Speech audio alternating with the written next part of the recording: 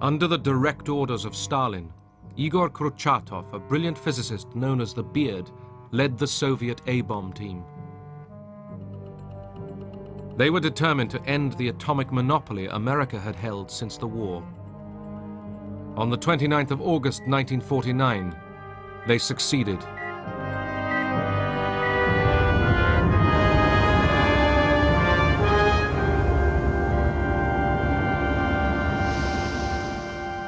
The shockwave approached and knocked on the roof of the bunker.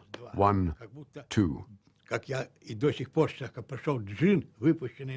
As if a genie freed by us from the bottle patted us and thanked us for releasing him from his long captivity.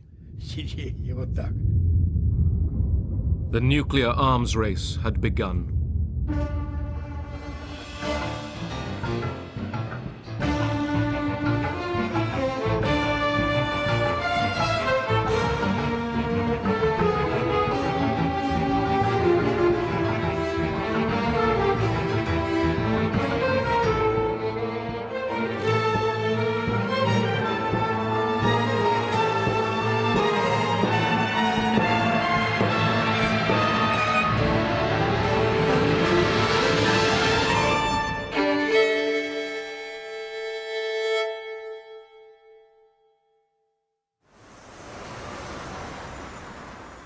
America readies itself for a nuclear attack. Times Square is its normal busy self in the last seconds before a daylight atom bomb drill. The siren's wail sends New York's inhabitants to shelter. All buses, taxis, and autos discharge their passengers, who are guided by wardens to shelters. Movement is rapid but orderly. Housewives draw shades and turn off gas before proceeding to shelter zones in their own buildings. New York's subways provide most of the public shelters. Times Square is deserted 2 minutes after the alert. The speed with which the Soviets had produced an atomic bomb astonished America. I think what surprised us was that, considering the devastation which had taken place in the Soviet Union as a result of World War II, we didn't think they would be able to amass the necessary infrastructure to develop the bomb, but they certainly did, and they clearly were in our knicker, so to speak. More and more we learned how well they had infiltrated the whole of Manhattan Project. Some scientists working on America's first A-bomb, the Manhattan Project, believed that America should not have a monopoly on nuclear weapons. Klaus Fuchs, a German-born British citizen, was one. People used him as a babysitter. He was a very polite, very quiet individual. No idea at all that he had this dual personality or this dual endeavor. In January 1950, Fuchs was arrested in London and charged with passing atomic bomb designs to the Soviet Union.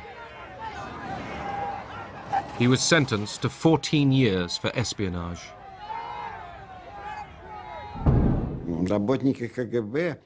KGB agents believed that they brought over all the drawings, and the scientists simply copied the information they brought back. Scientists say the intelligence data was very important. The engineers were less enthusiastic. They said, so what if we had the information? How to make it, how to use it, that was not clear. The United States looked to its scientists to regain the lead. At the Los Alamos nuclear laboratories, they planned the hydrogen bomb. We thought at that time of atomic bombs as being limited in yield to approximately the yield that had been used in the war in Japan, whereas we thought of hydrogen bombs as being absolutely unlimited in what the yield could be, and more specifically, we thought of the hydrogen bombs as being 1,000 times as big as atomic bombs, just as atomic bombs had been 1,000 times bigger than the chemical bombs used in World War II. This enormous destructive power shocked Robert Oppenheimer, former leader of the Manhattan Project. He and several of his colleagues argued that such weapons put the whole world at risk. If there's another world war, this civilization may go under. We need to ask ourselves whether we're doing everything we can to avert that. America feared that if it didn't build an H-bomb, the Russians would. President Truman gave the go-ahead. The Pacific atoll of Eniwetok was chosen to be the site of the world's first thermonuclear explosion. By 1952, Operation Ivy was ready. It required a huge refrigeration system, weighed over 82 tons, and was 20 feet high. In less than a minute, you will see the most powerful explosion ever witnessed by human eyes. The blast will come out of the horizon just about there. And this is the significance of the moment. This is the first full-scale test of a hydrogen device. If the reaction goes, we're in the thermonuclear era. For the sake of all of us, and for the sake of our country, I know that you join me in wishing this expedition well. It is now 30 seconds to zero time. Put on goggles or turn away. Do not remove goggles or face burst until 10 seconds after the first light. Minus 10 seconds.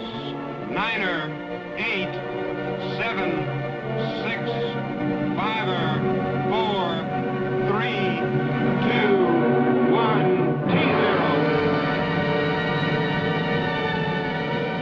On November the 1st, 1952, the world's first hydrogen bomb exploded with a force equivalent to over 10 million tons of TNT.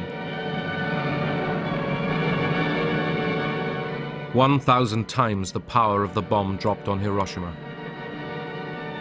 You don't know what heat is until you've seen the heat from a 10 megaton hydrogen bomb. It doesn't stop. It just gets hotter and hotter, and you start to really worry, even though you're 20-some miles away. And of course, the whole island disappeared too, which was subsequently very impressive. And the whole lagoon was just sort of a milky white. And then we were asked to go collect samples, so we got in a little motorboat with buckets and went charging into the crater, scooping up the radioactive material and taking it back for the chemists to analyze so we could determine the yield. But we were young and it was a lot of fun. While America was developing the hydrogen bomb, a conventional war had broken out in Asia. Korea is a small country, thousands of miles away. But what is happening there is important to every American. The fact that communist forces have invaded Korea is a warning that there may be similar acts of aggression in other parts of the world. Congress approved a $40 billion increase in the defense budget. Truman, reluctant to use nuclear weapons again in Asia, fought the communists in Korea with conventional weapons.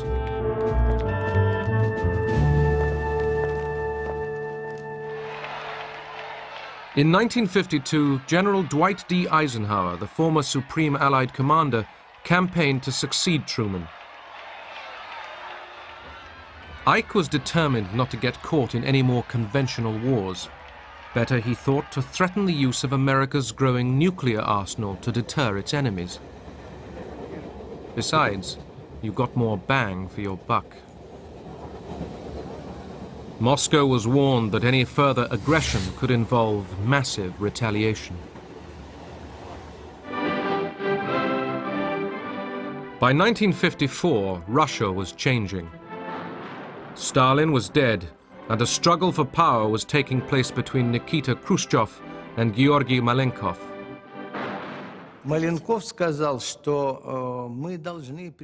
Malenkov said, "We have to warn our people and all of humanity that nuclear war threatens everyone with annihilation.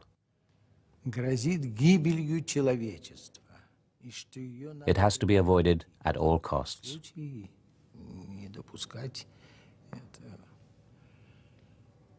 Вот и But Khrushchev saw this as an attempt to disarm and weaken the Soviet people. Later that year, the Soviet leadership witnessed a demonstration of their nuclear power. Атомная бомба сброшена.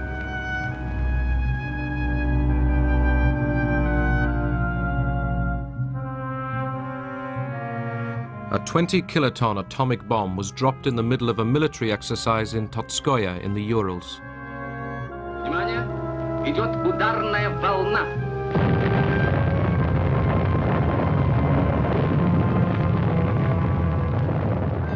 As the bomb exploded, troops were sent in to storm the radiated area.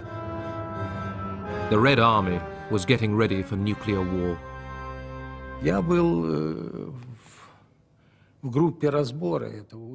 I was a member of the assessment team for that exercise.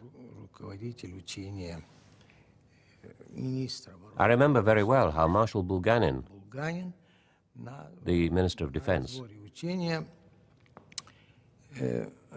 stated that nuclear weapons were not as frightening as we had been warned by the imperialists.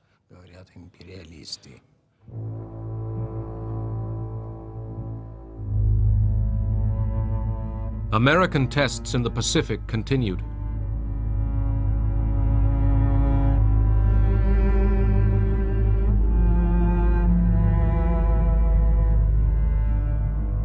In 1954, shrimp was expected to explode with a force of about 5 megatons, but the calculations were wrong. Winds spread radioactive fallout much further than expected. We had not been prepared to have such a high yield, so the fallout area was much larger.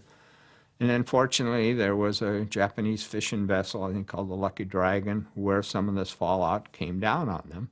And they had no information as to what this was. They were a long ways away, and before any information got to them or they were detected, some of the people did suffer some radiation effects.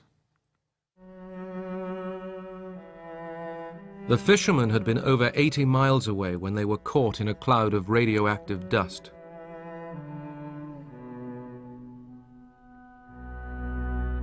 Once again, the Japanese have been poisoned by ashes of death, reported one Tokyo newspaper. All 23 crewmen fell ill. One died. I thought it was unfortunate that human beings had been affected, but people get hurt in all sorts of things all the time. I don't see why the public reaction was quite so strong, although the media has a tremendous effect on the public reaction. But it wasn't just the media. A former Los Alamos scientist was worried too. I came to the conclusion that the bomb was a very dirty bomb. And then came a statement from the Atomic Energy Commission in the United States to say, don't worry about this fallout. It's no more than you get from a chest X-ray. Now, I happen to know how much you get from a chest X-ray, and I became very much alarmed. Several of the world's leading scientists shared this concern. With British philosopher Bertrand Russell, they put their names to a manifesto. There lies before us, if we choose, continual progress in happiness, knowledge, and wisdom. Shall we instead choose death, because we cannot forget our quarrels? We appeal as human beings to human beings. Remember your humanity and forget the rest. If you can do so, the way lies open to a new paradise. If you cannot, there lies before you the risk of universal death.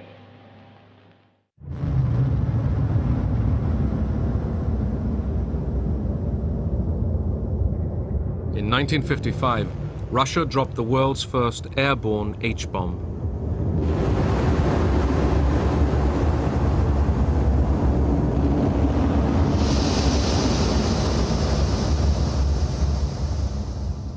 There was a turtle by the name of Bert, and Bert the turtle was very alert.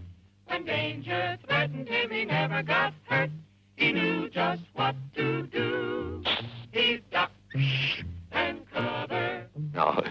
I don't have shells to crawl into like Bert the Turtle, so we have to cover up in our own way. First, you duck, and then you cover. And very tightly, you cover the back of your neck. We would get under our desks and stay there until we were told to come out. Or in some cases, in some of the classrooms, we had coat rooms off to the side of each classroom, and we'd walk through and we'd get our coat and we'd go out into the hallways and we would literally duck down facing against the wall. Remember what to do, friends. Now tell me right out loud. What are you supposed to do when you see the flash? In that way, we thought we were protecting ourselves from the bombs and from any damage that would be done to us. We felt totally secure and protected. Bomb shelters, building bomb shelters in the backyard.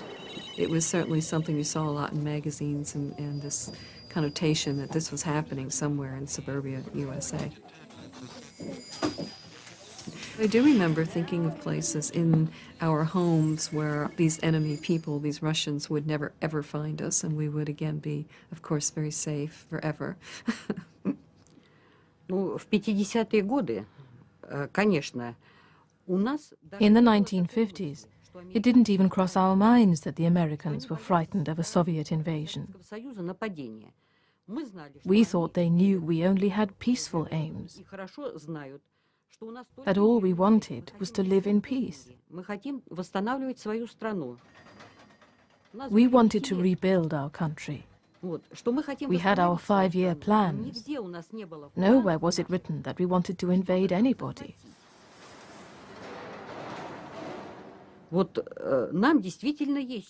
thought that we had something to be frightened of, because they were capitalists, and that was something terrible for us. We believed that they sucked the blood of the workers. It didn't even cross our minds that the Americans were scared of us. In the summer of 1955, the major powers convened in Geneva. The Russian delegation was led by Marshal Bulganin and Nikita Khrushchev.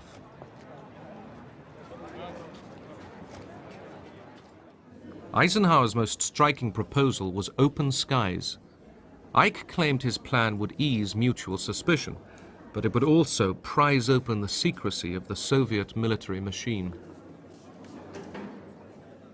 Open skies involve both the freedom to overfly each other and observe, photograph and observe what was happening, and second, an exchange of blueprints, as Eisenhower termed it, of the military programs on both sides.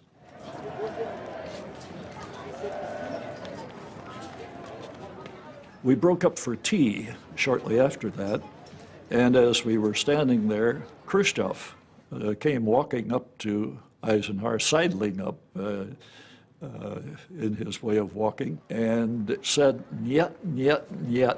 You're simply trying to look into our bedrooms."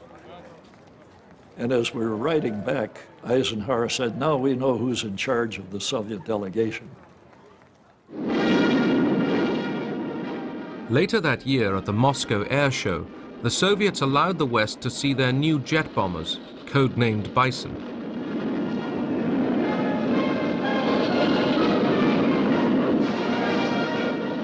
Significantly, overhead flew 10 long-range Tu-95s, capable of delivering a nuclear bomb all the way to America.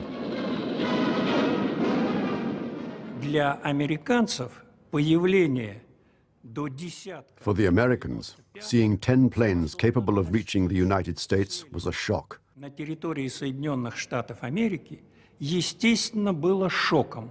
До этого считалось, что At that time, in the absence of ballistic missiles, they supposed that the Soviet Union didn't have any means of delivery to America. Советский Союз не имеет.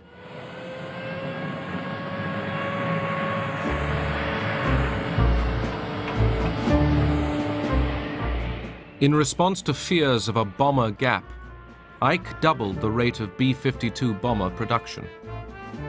America needed to find out how much of a gap there really was.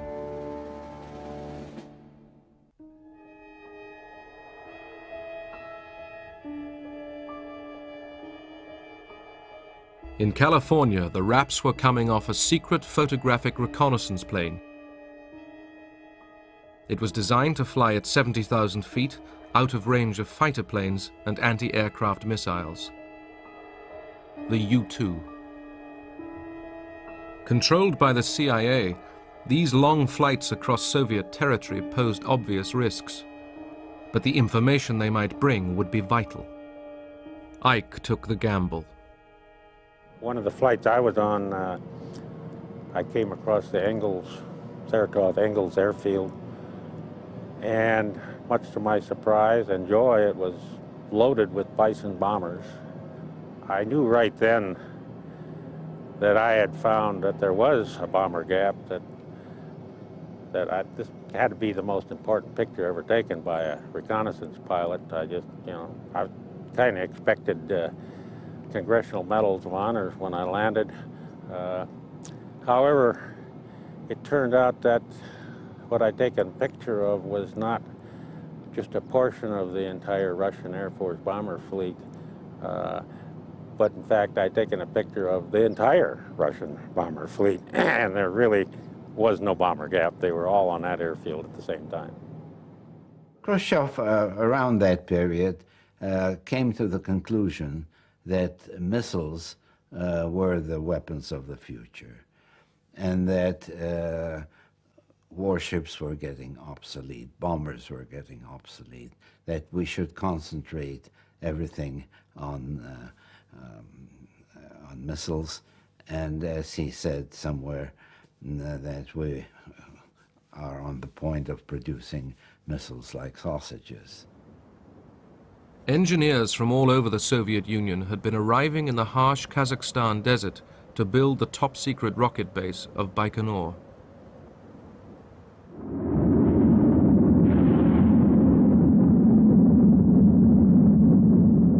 On the 15th of May 1957, they began testing the world's first intercontinental ballistic missile, an ICBM. We were kept in such strict secrecy that we couldn't mention the word missile, even between ourselves. It was called the mechanism, the product. We called it our dear one. That romanticism, it helped us to live, to keep going. Building missiles was just one step. The next would surprise the whole world.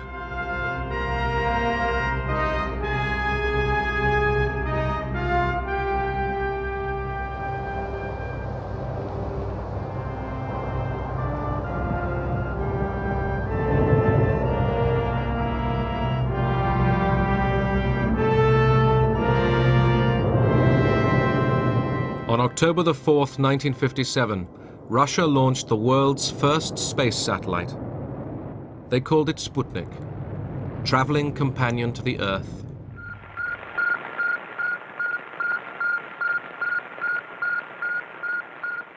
Americans took for granted that theirs was the richest and most technically advanced nation in the world. With Sputnik now orbiting the Earth, all that changed. Russia had won the opening event of the space race. Everywhere, eyes and ears turned to the sky.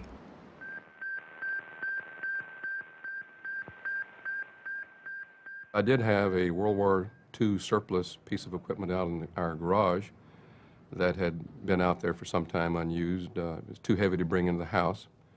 So I powered that thing up and tuned one of the channels to just above 20 megahertz in frequency. And there faintly in the very distant background, among all the noise and other things, I could hear this little chirping sound, more like a cricket chirping than it was a beep, if you will. To me, it was the confirmation of the fact that the Russians had indeed put a satellite into orbit, and sitting there listening to that signal and watching the booster go overhead, you couldn't help but get goosebumps thinking about that thing. Sputnik came as a shock overseas. The American military and others realized that the period when they were out of reach had ended.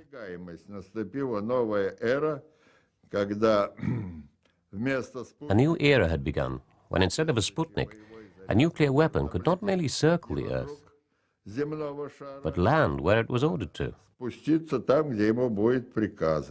It had given our people quite a jolt, almost of panic proportions, to think that the Soviets could do that, and that meant they could hit the United States with missiles.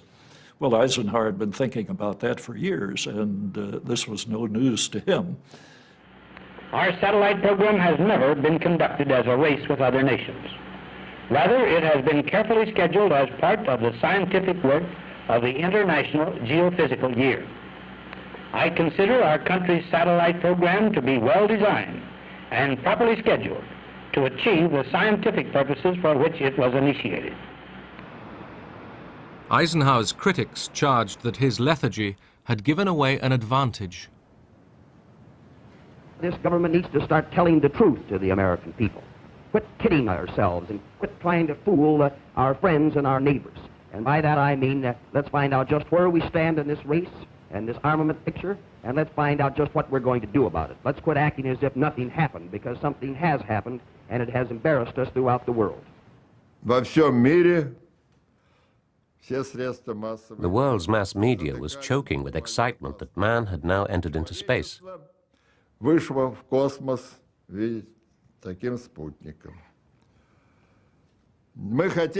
would like to have had some rest. But one must give credit to Khrushchev.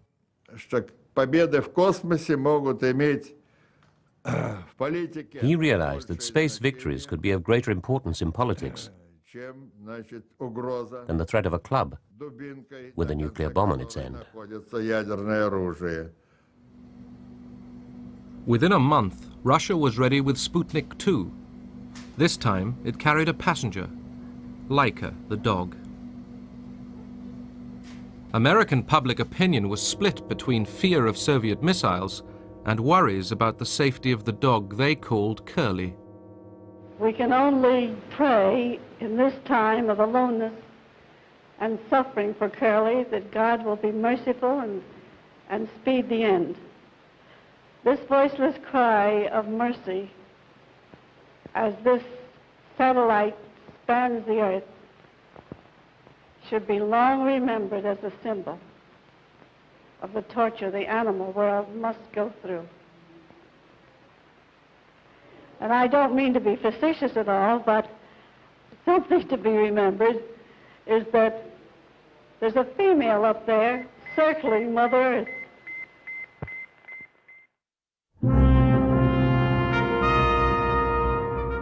To catch up with the Russians, America pushed its own satellite project forward. The Army and the Air Force were very eager to put up a satellite. Eisenhower was dubious about their proposals and decided to call on the Navy to produce a new satellite called the Vanguard to carry this out for peaceful civilian purposes only.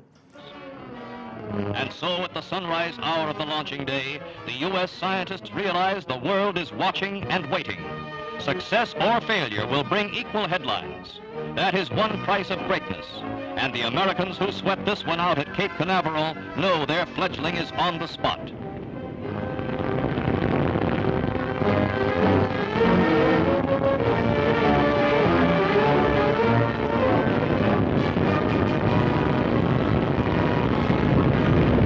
After rising but a few feet, the three-stage 72-foot rocket loses its thrust. The remarkable slow-motion films tell the rest of the story. It was a national humiliation. The world's press had a field day. Something had to be done in a hurry to restore confidence in American technology. To the rescue came a former German rocket scientist, Werner von Braun. His team had been working on a military missile known as the Redstone. Hurriedly, the Explorer satellite was fitted to it.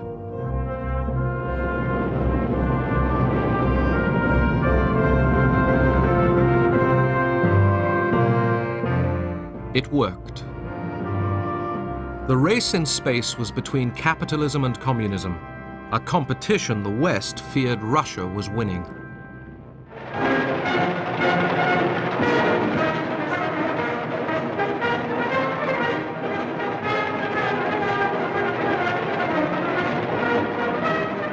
Russia was bursting with pride and celebrated its new scientific heroes.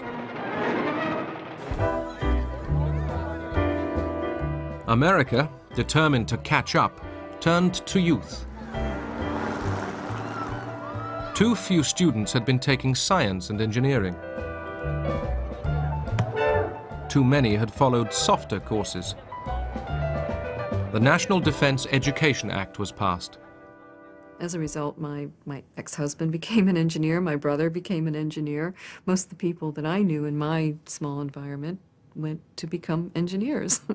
After they did that, they went into other things, but they were, I mean, we're all sort of conditioned to think we should definitely, this is what we need to do. In 1959, Vice President Richard Nixon opened the American National Exhibition in Moscow. He tried to impress Khrushchev with America's advances in color television. There are some instances where you may be ahead of us. For example, in the development of the thrust of your rockets for the investigation of outer space. There may be some instances, for example, color television, where we're ahead of you. But in order for both of us to benefit, you see, you never concede anything.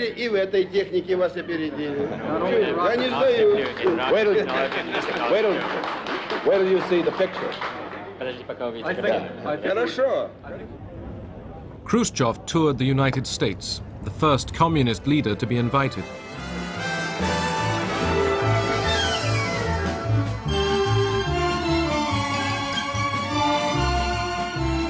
In Hollywood, the stars turned out to entertain him. In the streets, people gave him a frostier welcome.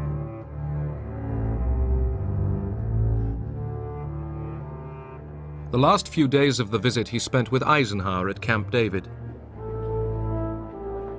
Both said they were ready to slow down the arms race. It was difficult for Eisenhower to argue for restraint. The American people were convinced that the missile gap favored Russia. Ike was questioning how much of a gap there really was. U-2 spy planes had been searching for missiles. Few had been found. We needed the information the U-2 was bringing back because the Russians were so secretive, the largest country in the world, with no tourists, no nothing. I mean, we needed some special means for finding out. Pilot Gary Powers was selected for one of the longest and most dangerous spy missions ever flown. He would take off from Pakistan and fly north right across Russia. His route would take him over new and improved Soviet anti-aircraft defenses. As soon as the U-2 entered Soviet territory, Russian radar tracked its progress. MiG fighters were launched but couldn't climb high enough. The order was given to fire new S-75 missiles.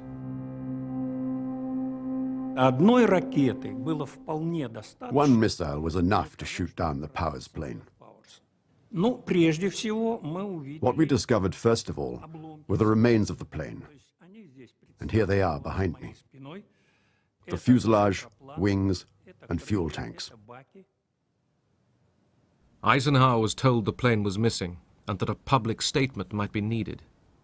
I reminded him that we had a cover story that we would use, that the plane was a high-altitude weather plane, and it must have been off course and so on. And so that was put out.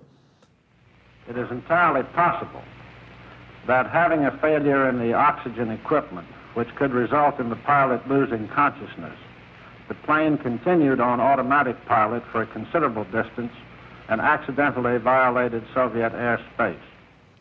Там же, естественно, And the main piece of evidence, so to speak, Powers himself and his equipment.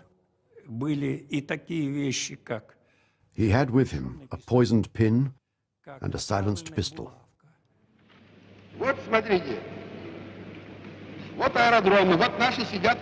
Khrushchev sprang the trap and having us in it, said we not only have the plane, we have the pilot, and it wasn't a plane that was off course. It was on course. It was not a high-altitude weather plane. It was a spy plane, and we know all of that, and demanded an apology from the United States. It appears that endeavoring to obtain information now concealed behind the Iron Curtain, a flight over Soviet territory was probably undertaken by an unarmed civilian U-2 plane. Khrushchev gathered us around him, and he said, look, we're going to take a very tough position because otherwise our public simply will not understand. We'll have to make a statement saying that the president should apologize, should punish those responsible for those flights, and should say that they will not be repeated any longer. 2 weeks after the shoot-down, at the long-awaited Paris summit, Khrushchev, furious that Eisenhower wouldn't apologize, stormed out.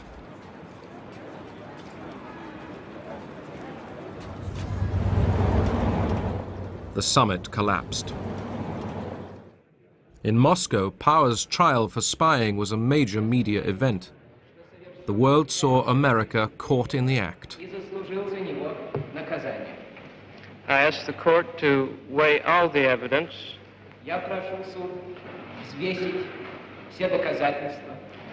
and take into consideration not only the fact that I committed the crime,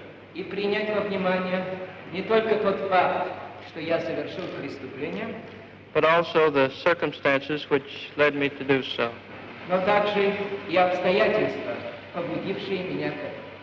Powers got 10 years imprisonment. Khrushchev feared the U-2 flights had exposed his claims of missile superiority as bluff.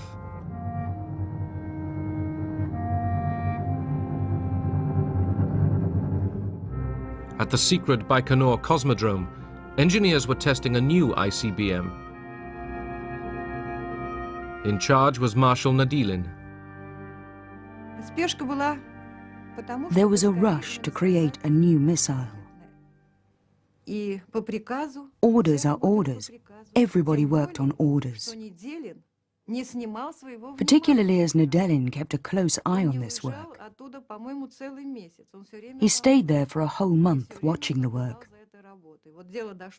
He just sat on a fold-up chair in front of the rocket and kept hurrying people. Quicker, quicker.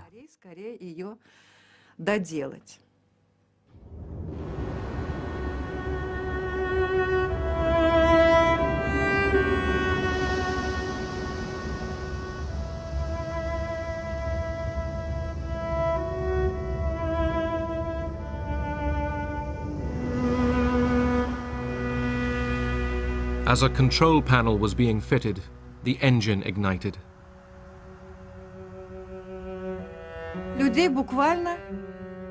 People were licked by a tongue of flame.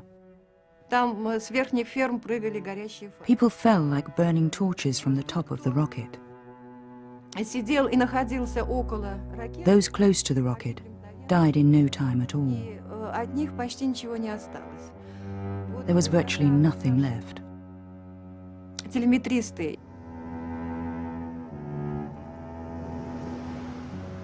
189 people died.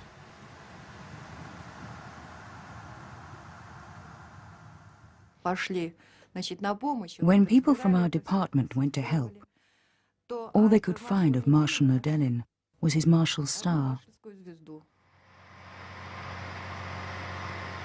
In America, the missile program was at last in top gear.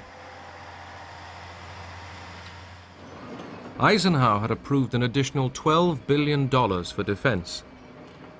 Atlas, Thor, Minuteman and Polaris missiles were all successfully tested.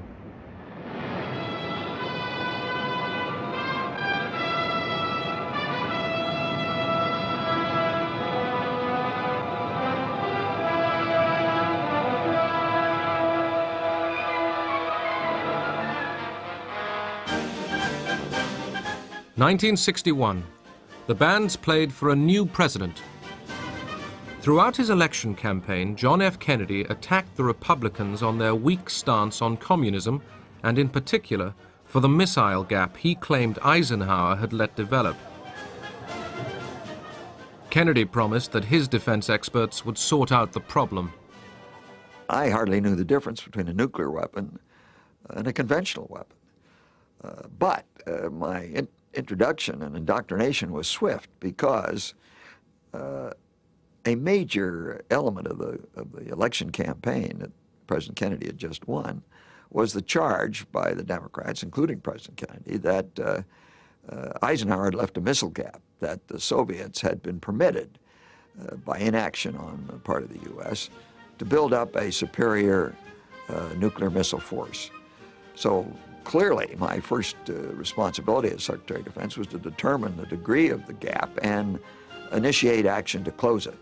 And it took us about 3 weeks to determine, yes, there was a gap, but the gap was in our favor. Although behind in the missile race, Russia still had a card to play: Yuri Gagarin.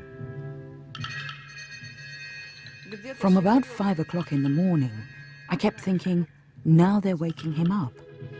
Now he's getting dressed, being fed. Now he's getting on the bus on his way to the launch pad.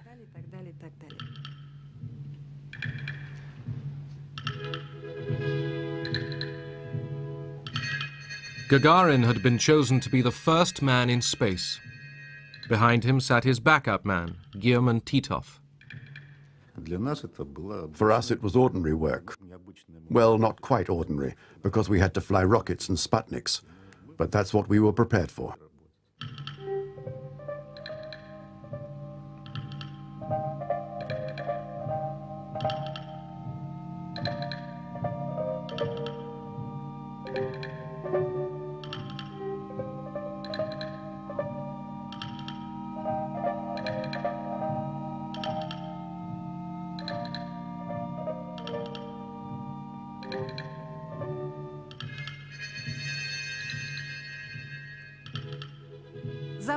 We could see the launch very well. At first, our dear one started rocking very slightly. Then, whoosh, off it went, up into the sky. It was incredibly beautiful, particularly for us who'd given so much of themselves to the project.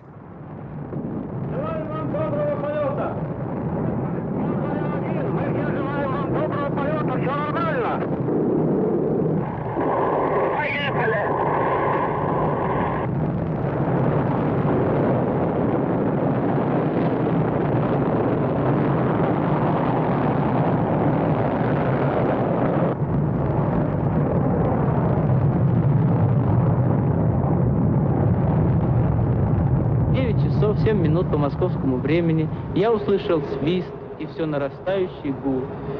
Почувствовал, как гигантский космический корабль задрожал всем своим корпусом и медленно, очень медленно оторвался от стартового устройства. Было трудно пошевелить рукой. Я знал, что это состояние продлится недолго, пока корабль наберет необходимую скорость и выйдет на орбиту вокруг Земли. Земля сообщила, прошло 70 секунд после старта. Я ответил, понял вас, все хорошо.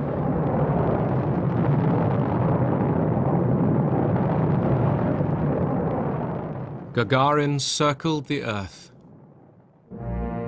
The flight had lasted 108 minutes.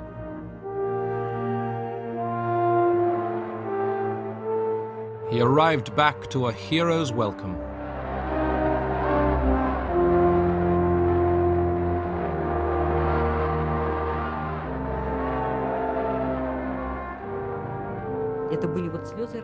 There were tears of joy. People kissed strangers in the streets. And Gagarin, he was everybody's love. He and his smile. I still keep his photograph.